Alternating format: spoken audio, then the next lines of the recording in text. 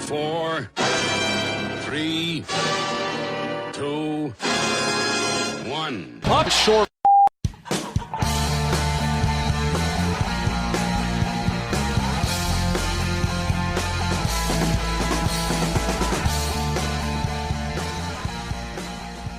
Hello everyone and welcome to a brand new episode of the One Puck Short podcast. It is Sunday the 20th of December 2015 and I'm your host Rob McGregor. Elite League referee Stefan Hogarth joins me later in the show to give you a little glimpse of life behind the whistle. But first, some NHL news. The Colorado Avalanche surging right now, 8-2-0 in their last 10. They're on a 5-game winning streak. Just happens to have coincided with Semyon Varlamov's outstanding form of late.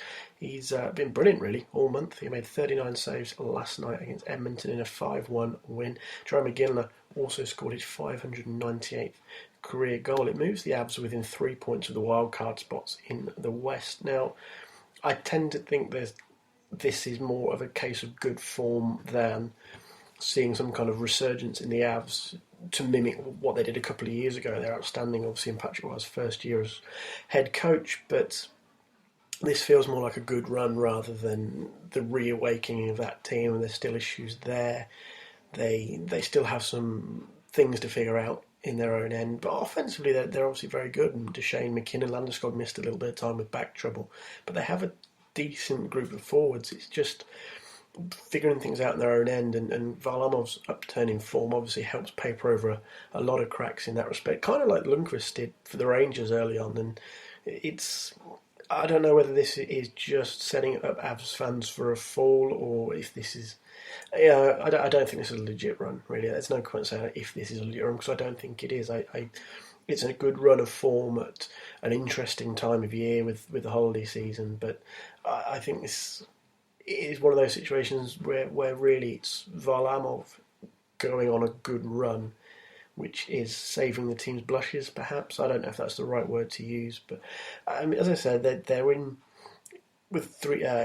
striking distance of the wildcard spots, 3 points behind Nashville. But yeah, it's a difficult one to see them continuing it, because I think when Varlamov comes down to earth, even if he plays well, it's still that's a step back on a team that can't afford that defensively.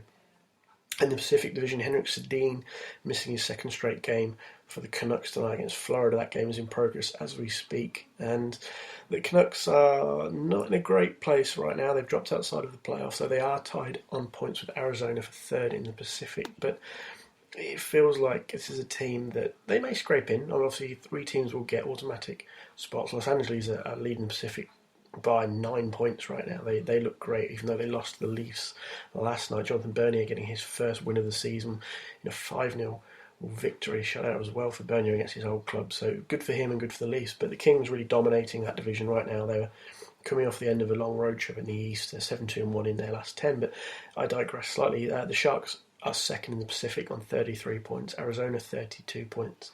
And then Vancouver also 32. Anaheim out of it, so to speak. I mean, they're bottom of the Western Conference right now, which is a really strange place to see the Ducks. So they've got 29 points, and they've got a game in hand on everybody ahead of them. They've played 31 games. Vancouver have played 34, Arizona 32, San Jose 32, and Los Angeles 32. You've also got Edmonton in that mix. You've got Calgary in there as well, though the Oilers have played 34 games. Calgary could leapfrog in there. As I said, they've got 32 points as well, so a couple of good results for them will put them back into the place. That recent winning streak, which I referred to on the last episode, has put them back in the mix. Again, maybe this papers over some cracks there. The Oilers have lost 3 in a row after having had that strong winning streak of their own, so they've kind of taken one step forward, one step back almost. But it's a strange division, and for Vancouver fans, I think it's a sense of, I don't want to say doom as such, that might be the wrong word, because there's some good kids in there like Horvat, but this feels like a team which is hanging in there rather than being a legitimate, serious contender within the division and within the conference. So interesting times in Vancouver. How they change that exactly, I'm not sure, because they're pretty heavily married to the Sedins. As the brothers go, the club tends to go as well. But we'll see with Henrik out. If he's out long term, that could be a serious problem for Vancouver. moving east, Pittsburgh have lost their last. Well, they've lost 4 in regulation, 5 in total. They're 2-6-2 in their last 10. New coach Mike Sullivan is winless. It feels like we're talking about the Penguins every week or every episode right now, and well, we kind of are with coaching changes and trades. Sidney Crosby is now at day-to-day with a lower body injury. Chris Letang is skating again there. And if you've not seen it already, there is a kind of unsettling Home Alone parody by the Penguins ready for Christmas. It's a bit odd, and I don't know, it unsettled me slightly. It's kind of fun, but on the ice, things aren't going too well for the Penguins right now. And the other big news stories around the East is, of course, Stephen Stamkos' future. We had a bit of Stamkos mania in Toronto recently when the Maple Leafs hosted the Tampa Bay Lightning, but Stamkos himself has said he wants to stay with Tampa. He envisages himself winning a cup in Tampa and in Florida, and it's a really strange one because this is the kind of guy you have to feel like the Lightning would really, really, really like to get tied down, because he is a high-quality player, he's a high-quality goal scorer. And I know there have been some people who've questioned the usage where he plays on the wing, but he prefers to play centre, and whether that plays into any decision he has where he might move. And the Bolts are outside of the playoffs right now, 35 points, trailing Florida, who have the second wildcard spot with 38. But he's got to be one of these situations where basically Steve Yzerman has put everything he can in front of Stephen Stamkos. And to be fair to Stamkos, he's seeing what the market does, seeing where the cap goes, and we talked about it in a recent episode, it's likely to go up by around $3 million next year. And Steve Stamkos is quite within his right to see where the cap goes, what the maximums might be as a result, and who else the Bolts have on their roster in terms of keeping them or making them a contender, because obviously they had a very good year last year, but Ben Bishop's maybe not had the greatest campaign this year, certainly compared to where he has before. So there's some issues there for Tampa to address, but I think having Steven Stamkos come out and say he wants to stay is a boost to the club, because this is something that's going to linger and linger. And I think sometimes if someone says they want to stick around, whether it just makes up for a fancy, nice soundbite, sometimes that's a good way to allay a few fears and buy yourself some time and keeps the natives from getting too restless. So that was a significant moment, I think, for the club in news terms. Again, it might just be nice PR, but sometimes nice PR buys you a little bit of time. One Puck Short is brought to you in association with Eastside Hockey Manager, an in-depth ice hockey management simulation brought to you by Sports Interactive and Sega, developers of the world-famous Football Manager series, available now for PC via Steam. Joining me now on the One Puck Short podcast, a referee from the Elite League and in the EIHA, it's Mr. Stefan Hogarth. Hi, Steph. How are you? Hi, Rob. How you doing? I'm very well, thanks. Thanks for joining me today. I thought it'd be good to get together with yourself and try and give people a little bit of a sort of a look behind the whistle, as it were, because obviously officials are front and centre of every game of hockey at every level, but some people sometimes are a little bit ignorant of what goes on for you guys behind the scenes and how you become officials and what sort of feedback you get throughout the year and how things progress and just stuff like that, really. So I thought it was a good opportunity to get together with yourself, because obviously at one point when you were younger you played junior for Bracknell and briefly Guildford, and I think it's fair to say you racked up your own share of penalty minutes in your junior days as well.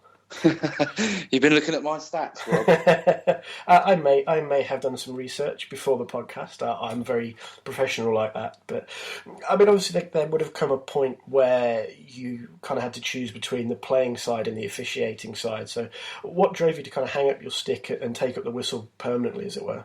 Well, it was quite an easy. Well, I say it was an easy decision. It was sort of semi-forced for me, actually. As a brief overview, I started playing juniors when I was 7 years old at Guildford, and then had a 5 or 6 season stint at Bracknell before moving back to Guildford to finish the junior career there. After under-18s finished, I played for Haringey in what was then the ENL 1 league, and unfortunately that team folded at Christmas. On that season, and I started officiating when I was about 13. I think I did the level 1 course, and sort of started. When you're not playing games, it's you spend a lot of time around the rink. It's not a bad way to earn a little bit of money as a young man. Certainly beats it getting a paper round. So that's where it all started, really. So when the team that I was playing for folded, for the rest of that season, I just concentrated on the what then was lining, which had already gone sort of better than expected, if you like. When I started out, I never planned to become an official. When I started, it was, I'm a hockey player and this is an extra, but that's not a bad way to attract people in, to that side of the sport. So it was kind of a forced decision, but at that point, I was doing well enough to sort of step back and think, I really enjoy the refereeing, and it's going quite well. So for the rest of that season, I concentrated on the refereeing, and who was our referee in chief back then, Mohamed Ashraf. Yeah, he'd been sort of dropping hints for a while that it might be good to make a decision at some point and concentrate on one or the other, as it were. And that kind of forced my hand in that decision. And I've never looked back, really. Never looked back, to be honest. I mean, you mentioned Mo Ashraf there. Obviously, he was the head of officiating for the IHA at that time. Since then, you've progressed, and obviously you're doing Elite League games now. How do you find working with both Ice Hockey UK and the Elite League and the IHA? Because obviously you're registered with both to officiate in basically any of the senior leagues and junior leagues in the UK. It has its difficulties. Obviously, being that us officials are sort of run by glorified volunteers, really. It's communication's not easy between the two. I must say that's improved this year, and Ash is no longer the referee in chief for the IHA. It's a guy called Ken Riddell, and he's made some steps in the summer to try and help the two organisations to work together a bit more efficiently. So I think, I might be wrong in saying, but I'm pretty sure there's probably more guys from the Elite League working the IHA games this year as well, which can only be good for bringing guys from lower down through, and also keeping us on the ice and things like that. So it has improved. It's difficult at times, but there's a lot of organisation. That's one of the things that the fans and what have you don't see. There's much more than just turning up on a Saturday and Sunday, skating around for a couple of hours. It's the organisation side of it is massive. Yeah, for sure. I mean, obviously Ken was an official himself at one point. I remember seeing him do Phantoms games. I think he even did a couple of my games when I still played National League. And as you say, the logistical side of it is huge, because I mean, I've had some games down the Isle of Wight. We only had René Ross. There were no linesmen because of the weather. René was the only one who could get there. Yeah. Other games, which we'll touch on probably more later, have seen trialling of the four-man system, and it is a big logistical effort. And as you say, this year it does sound a lot more positive from speaking to yourself and other officials and just other people involved with the respective leagues, because it's been a frustration of mine personally for a while that there hasn't been much investment, and there ended up being gaps where you would have two officials at some games where others had four, and it didn't make sense to me to have that kind of weird lopsided setup. But I know that's kind of a personal feeling on my part. But, no, I can see where that comes from. I mean, it's a fine balance between development and getting the higher games covered correctly. I think is a difficult balance, because, like, to be brutally honest, there just isn't enough of us. Yeah. I mean, the lower you look down, the worse it is. I mean, 2 weekends ago, I was in Belfast Friday and Saturday night, and then I got back Sunday. I was straight from the airport to Chelmsford to do a two-man system. Yeah, and that's Chelmsford. That's one of the top teams in the National League as well. That's it. I think it was Chelmsford Invicta, so it's a high-end game in that league. Christ, yeah. And they were struggling to get a two-man system together for that. So I think that's another reason why I am still registered with the IHA. I think it's important to still, not to forget where you come from and to help out where you can, both from helping out as a body stance, but also doing games with the younger guys and trying to help bring guys through. Yeah. And I mean, I saw a little bit of that when I still played. You maybe get someone, Tim Pickett, for example, who'd done the job for a little bit longer, partnered with a younger lad, maybe still in their teens, starting out. So you kind of have that experience being passed on where possible. Obviously, you mentioned that some days you can be in Belfast, the next day you can be in Chelmsford. You've got games in Edinburgh, Cardiff, or Nottingham, Peterborough, all over the place. What is a typical match day experience for you, or just a generic official these days? It really depends on where you are. It does vary somewhat. I mean, obviously with the Elite League, there's a lot more travelling involved. I've actually spent the last 2 hours on Skyscanner this evening trying to organise my Christmas period before speaking to you. But in the EPL, generally, you might have a couple of hour drive, maybe meet up with the other officials, because we try and travel together where applicable to try and save costs for the teams. Like, for instance, I'm in Peterborough this Saturday night. And the two linesmen I have are from the Gosport area, sort of Portsmouth way. So they'll drive up to me, and then we'll meet up where I live, sort of southwest London, Surrey area, and then we'll drive up to Peterborough from there. So that's going to take 3 hours roughly. Yeah, sure. We'll get to the rink about an hour and a quarter, hour and a half before face-off. Have a coffee, have a bit of a relax after the drive, then sort of start the warm-up sort of game day process. With the Elite League, it's obviously generally for me more travelling. So you're looking at spending a bit more time in the car or in airports and what have you. And then naturally the game day procedure for us in the Elite League is a little bit more professional, if you like, especially particularly like if at the arena teams. It's a different experience for us, as with the better facilities and setup and what have you.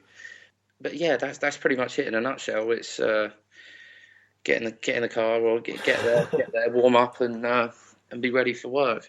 Yeah, because I guess despite the difference in standard, once you're on the ice, your job is basically the same regardless of which teams you're officiating. It's very similar, yeah. Obviously, there's difference between the two leagues. It's quite hard going between the two at times. I must admit the different sort of standards of play, if you like. You have to look for different things, and obviously the game moves at a different pace, which is difficult as a referee, because part of being a referee is reading the game, and reading games at different speeds can take some adjusting to. But yeah, no, generally pretty much the same. You just got to make sure you prepare properly, get there and be ready to do the job. I mean, just to slightly divert off a tangent, do you find that between the leagues, not just in terms of, as you mentioned, the speed there and the sort of slight differences you have to look out for, do you find that maybe the players and the coaches' understanding of what you guys do on the rule books and things vary from league to league? Because I know when I played, I was sometimes surprised by how little some players and coaches seem to actually know about the rule book. I'm surprised on a weekly basis, Rob. No, I don't think it's any different between the two leagues. I think if I was to be brutally honest, I think an awful lot of coaches would benefit from having a more in-depth rule knowledge across the board. Yeah. Whether that's because that's our bread and butter and that's what we do, and I see it from that angle. I don't know, but we spoke briefly before recording that there's a lot of instances where if coaches did have a more in-depth knowledge of the rules, they could probably gain advantage in. For sure. I mean, I'll hold my hands up. I did it occasionally because if you get guys caught out there on the long shift, they dump it in, it's icing, and they're breathing out of their ass. Then if you can buy them an extra 10 seconds. Anyhow, I know when they changed the rule on the jewellery where guys couldn't wear necklaces in EPL and specifically, obviously for me, National League games. That probably buys you 10 seconds when the other team's centre's been stupid enough to leave it on. Yeah. So you call the ref. Common sense prevails. I don't call a penalty because it's a bit of jewellery. It's 10 seconds to take it off, but you've bought your team 10 seconds. So it's gamesmanship. I'll admit, but it happens, and maybe you shouldn't admit that to a referee. But you played the game, so you know as well as anybody. Definitely what happens and things. From a referee's point of view as well, you'll see that there is instances where players will try and buy a bit of time, and you've got to be wise to that as well. Particularly after an icing call, someone might come over and query something. Yeah, and they don't want to hear what you got to say. They're asking a question just to to get a couple of extra breaths in before that face-off. Yeah, for sure. And you've got to be wise to that as a referee and turn around and say, hey, the face-off's over there, let's go. Yeah. The amount of guys who've lost contact lenses on the ice is incredible. Yeah. One of the old tricks in it. You mentioned a couple of bits with the travelling and obviously the communication to get things organised for all officials. And we mentioned obviously it's improving this year, but are there any other parts of the job that are particularly tough for the officials in the UK? Oh, where do we start? I think it's fairly obvious that it's not an easy job by any stretch of the imagination. There's all sorts we have to deal with. Obviously, the travelling is, particularly sort of when you're flying to games, the travelling it's quite tough. Yeah. Especially when you sort of back-to-back games in different cities and you're flying and driving, and it can be difficult and staying in hotels. There's many aspects, Rob. Yeah. Yeah, one thing obviously that kind of struck me that you said earlier, obviously Saturday you're in Peterborough, you've got guys from Gosport coming up. And I've done that trip. It's a heck of a drive, even on a Saturday. And, like a lot of players in the sort of the Premier League and the National League, you guys go to work on Monday as well. Yeah. So it's time away from family. And this is something that I've spoken to, Dave Cloutman in the past. Glenn Meyer was a guy who taught me a heck of a lot about the officiating side. Yeah.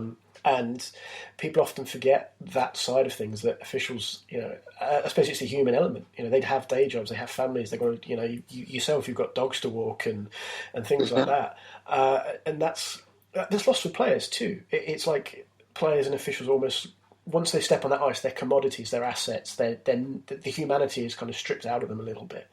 And that seems to be something I've noticed more and more, that it's almost like people expect infallible robots playing and officiating the games. Yeah, definitely. I think, like you said, that's exactly the same for players and officials alike. Yeah, definitely. I mean, a lot with the officiating, I think from the sort of fans, spectators' point of view, I don't think some of the sacrifices that us guys make are really considered when they're standing there on a Saturday night debating a 1 second split second decision in a game. Because you guys don't get the benefit of replays like the NHL referees do at the moment. We don't occasionally. currently. We're looking at, I believe the Elite League are looking at bringing it in. Yeah, it's been talked about, yeah. There is a system in place. They're just getting ready to roll it out between all of the teams. I've seen it. It's a good system, and it will be useful. But I mean, the EPL is a totally different kettle of fish. I mean, the EPL, you haven't got every game even being filmed. And even then, some of the camera angle at Peterborough's just started filming their games, but obviously they've only got an angle on top of the gantry, which doesn't always help you guys. Yeah, and that's a lot more than most teams have got. Yeah.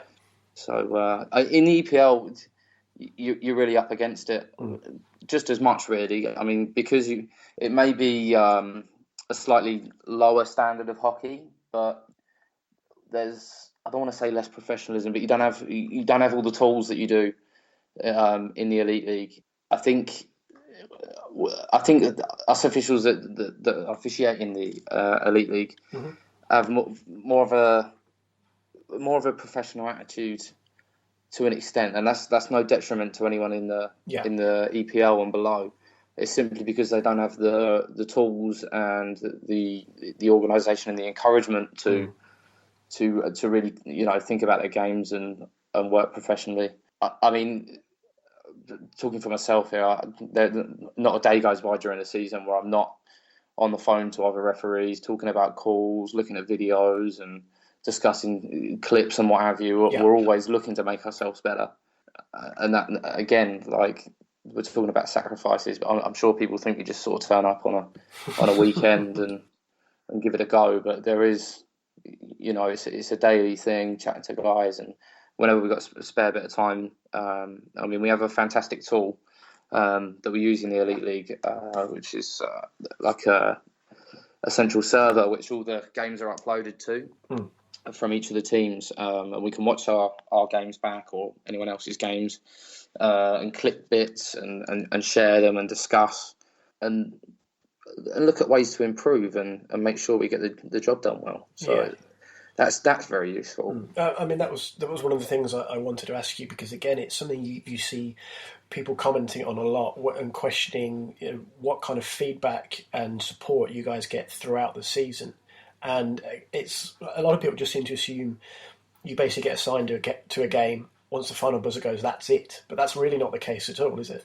No, it's not at all. I mean, not a game goes past in the Elite League where I won't be looking at something and sending the clip to one of my colleagues and just saying, what do you think? And we'll have a discussion about that. I mean, our supervisor, Simon Kirkham, is always on hand. We can send him clips. Can you have a quick look at this at 1 hour 53 on the tape? There's a such and such call. Just let me know what you think. Stuff like that. And it is useful. And, we're always learning. Always learning. So, that's great. There is a lot of discussion that goes on. It's not just turning up on a Saturday night. It's pretty much a full-time job. Yeah, I guess this is kind of a personal opinion question in a sense, but a lot of people were fans of the four-man system in the Elite League, which was used, I don't want to say sparingly or slightly oddly last year, where teams had the option if they wanted the fourth official or not.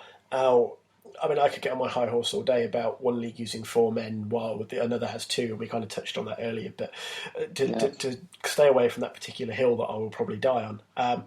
From a personal point of view, how did you find working in a four-man system as opposed to a three-man system in your experience? Well, I was lucky. I made the transition from being a linesman to a referee when the four-man system came into the EPL. Mm-hmm. So I got to the kind of the top of my lining career and lined a playoff final in 2011, I think it was, as a linesman. The next year we used the four-man system in the EPL, so that's where I started the refereeing. So I had all them years on the line watching the likes of Matt Thompson, Dave Cloutman, guys like that I've drawn an awful lot of experience from in the EPL, and then. Fortunately, because of the introduction of the four-man system, rather than just being thrown in as a referee and having two less experienced linesmen on the lines, I was able to work with them guys and really, hone my trade with them on the ice, which was an invaluable experience really for me, for my career. So I worked, we did that for 2 years in the EPL, which was great. And let's be honest, the NHL, the AHL, all these the top leagues use the four-man system. That's not by chance. It is a better system. I think I'm not going to get into trouble for saying in the Elite League the issue is money. Right. Yeah. That's why it hasn't been rolled out across the board. But hopefully we'll get that fixed soon. I think it's a work in progress trying to get that rolled out. I mean, that kind of comes back to recruitment as well, though, because you said at the lower levels there are holes, so people maybe aren't progressing either as quickly as maybe they should because they have to be held back to ensure there are officials for certain games. Or equally, some guys are being accelerated maybe faster than they should be because they're needed. That's it. I mean, it's tough at the moment. I don't think we actually have enough bodies to certainly to do the EPL and the HL format. Yeah. I think you've got no chance. But like you said, some guys get kind of thrown in at the deep end because there's not enough bodies. And I think it will. Next couple of seasons, it will happen. But there's a lot of changes happened this summer with sort of the structure of both the Ice Hockey UK side of officiating and the IHA, and there's a bit more unification. And I'm sure there's a sort of plan for the future and how we're going to sort of bring guys on and educate and improve. And I'm sure the fans don't see this, but that's all we want to do as referees. Yeah, a referee never wants to make a bad call on the ice. No, and you and as you said before, you and I have we've spoken in private many times really about different things, and one point that always strikes me, and it was the same when I played. I was exactly the same. Is as soon as you put on a certain colour, your sunglasses are instantly tinted that colour. So if you're a Belfast fan, it's teal. When I was Milton Keynes, it was blue. If you're Cardiff, it's red. There is just an inherent bias that kind of comes with it because you want your team to win, and your guys never do wrong. Yeah, that's part and parcel of what makes the sport of ice hockey great. Is that extreme passion that that both players and fans, and believe it or not, us officials, because we are just basically glorified hockey fans, have. So that there is that part, but then us as referees, we're there for the benefit of the game as a whole. Yeah. So we're the only ones without them glasses on, and it's understandable why people find decisions we make hard to understand because of the spectacles that are being worn, as you said. Yeah, as I said, it's the same for players too. I did it when I played, even just rec. You get swept up in the moment, and there's plenty of guys who think they're Wayne Gretzky or Bob Probert playing rec hockey. And I probably had my moments where I thought I was Patrick Wire out there or something stupid like that. But it just kind of comes with the territory, as you said, and it is part of what makes the sport, especially here, great. It's a minority sport, but everybody's so passionate about it, and if they weren't, it wouldn't be what it is. And the way the game's improved, I think, just generally here is always positive. But let's finish on a positive personal note.